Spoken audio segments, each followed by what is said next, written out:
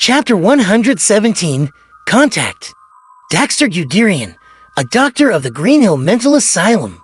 Klein silently repeated what the detective had said and started to think about the ways he could interact with this doctor, whom he suspected to be a spectator from the psychology alchemists. He didn't want to take too much of a risk on this matter. He didn't want the Nighthawks to discover that he was problematic. He didn't want to lose the life he had now over a mere exchange of information and resources. Furthermore, this person was most probably a spectator. Anyone who hadn't undergone special training wouldn't be able to hide their motives and thoughts from a person like that. I'll get a proxy, making me appear a little more mysterious? No, the more people involved, the easier it is for there to be problems. Yes, perhaps I can hide the truth within the truth. I'll let that doctor know of my thoughts and feelings through my expression and body language, but not the whole truth. As Detective Henry described Daxter Guderian, Klein thought about what methods he could use to minimize risk without affecting the results he wanted. Slowly, he found inspiration in a detective film he had once seen. Well, I can try that, but I'll have to practice it repeatedly. Klein nodded inwardly before directing his full concentration on what Detective Henry had to say. Cough. Henry cleared his throat and said, "We are still working on the request involving the Red Chimney. You should know that there are many buildings in Tingen that have similar characteristics. Of course, it would be much easier if you could provide us with more clues." Klein laughed dryly. "I wouldn't have had to make the request if I had more clues." Honestly, this long investigation had depressed him, for the person behind the scenes had obviously noticed Klein's divinations and had more than enough time to find another hideout. Thus, all he could do was hope that he could find relevant clues from the information of the tenants. And that alone cost £7. Just the thought of it made him feel the pinch. Klein grabbed his cane and left after Detective Henry finished his report. At 20 minutes to 9 on a Saturday morning, in an office of the Green Hill Mental Asylum, Daxter Guderian, who was wearing gold-rimmed spectacles, removed his jacket and hat and hung them on the clothes rack. He had just picked up his tin of coffee powder when he heard knocking on the door. "Please come in," Daxter said casually. The half-closed door opened, and a young man wearing a black windbreaker entered. Daxter didn't recognize the person that walked in, so he asked, puzzled, "Good morning, you are?" Klein closed the door, took off his hat, and pressed it against his chest before bowing. "Good morning, Dr. Daxter. Please forgive me for taking the liberty to visit without any warning. I am Probationary Inspector Klein Moretti of the Ala Police Department. These are my identification documents and badge." "Inspector," Daxter muttered softly as he received Klein's identification documents and badge. "Special Operations Department." He looked up slowly, his eyes calm, as if he was scrutinizing something. Short black hair, pupils slightly darker than brown, a scholarly aura, no ill intent at the moment. Daxter returned the items and pointed to the chair on the other side of the table. "Please have a seat, officer. How might I assist you?" Klein sat down and placed his cane to the side. He slowly put away his documents and badge, then smiled. "Please allow me to reintroduce myself. I am also a member of Tingen City's Nighthawk Squad, specializing in dealing with incidents involving the supernatural." "Good morning, Mr. Spectator." Before he finished his sentence, he wasn't surprised to see Daxter's pupils constrict. Daxter retracted his hand, looking like he was about to escape. "Officer, I don't understand what you mean." Daxter forced out a few words, almost unable to maintain his form. "I don't like jokes like this. Perhaps I should call security." Klein slowly took out his revolver from his armpit holster, his smile unchanging. "Mr. Daxter, I know that you can see my confidence, and that I do not have any ill intent. Heh. Honestly speaking, I wasn't too sure myself, but your reaction gave me the answer I needed." Every sentence I said just now is true, Klein added in his heart. Daxter relaxed slightly, his gaze shooting toward the revolver. He asked, confused, I find it hard to understand why you came looking for me. I don't think that I revealed anything. Klein laughed and replied, it was just a coincidence, or perhaps fate wanted us to meet. We ran into each other once in the underground market at Evil Dragon Bar, but you didn't notice me back then.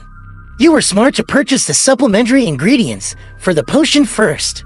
But since I am familiar with that formula, you caught my attention. Daxter suddenly exhaled, as if he just lost the motivation to defend himself. I see. I thought I was careful enough to think that. After muttering to himself, he looked into Klein's eyes and said, Officer, I know that you're not here to arrest me. What is your true motive for being here? With a relaxed expression, Klein said, I am different from the other Nighthawks. I don't believe that Beyonders not within our ranks are criminals in the making. This is not fair to those who adhere to the law. Daxter changed his posture. He loosened up and said, the world would be at peace if the other Nighthawks, mandated punishers, and machinery hive mind acted like you. You know of other members from the Nighthawks, mandated punishers, and machinery hive mind? Klein feigned surprise. This is not something a person who became a Beyonder by mistake should know. There must be an organization behind you. He leaned back and said with a smile, Psychology Alchemists. He casually watched Daxter's expression contort as he said those words.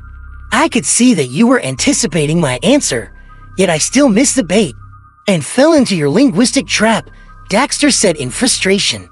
He started to notice that the spectator state wasn't omnipotent. He could tell why the other party was here, but it didn't mean he understood the specifics. Klein stroked the cylinder of his revolver and said, Doctor, we need to have an honest conversation. That can start with me. I don't believe that Beyonders not under management are potential criminals. But I agree that every Beyonder must be registered and monitored. This is a precaution against the risk of Beyonders losing control. It's to avoid the occurrence of something even more dangerous. I won't disrupt your normal life, but I hope that there can be limited cooperation between us. Limited cooperation? Daxter asked, as if thinking about something. Klein let out a soft chuckle. Yes, limited. For example, tell me about your condition regularly. You should know that it is possible to save someone who has not completely lost control yet. And the Nighthawks have considerable experience in this regard. Or, if you could give me clues of a Beyonder you know, or a Beyonder in your organization who is about to do something that can endanger the innocent. Or, if you would like to exchange something for items that you could make more use of. This is a perk I'm giving you. You should know what perks mean. Also, you need not worry about being suddenly prosecuted by members of the Nighthawks, mandated punishers, or machinery hive mind one day. You can live your life in joy and stability. We will give you something you can use to prove your identity. You can use it when you have no other options left. Daxter listened on silently. It was a while before he said, You want me to betray my organization? No, not betray, Klein said sincerely. This is the protection of justice, morals, and kindness. You are stopping something evil, merciless, and bloody. Other than that, I wouldn't ask you to betray the secrets of the organization you are in. Daxter thought for a moment, as if feeling better now that there was an excuse.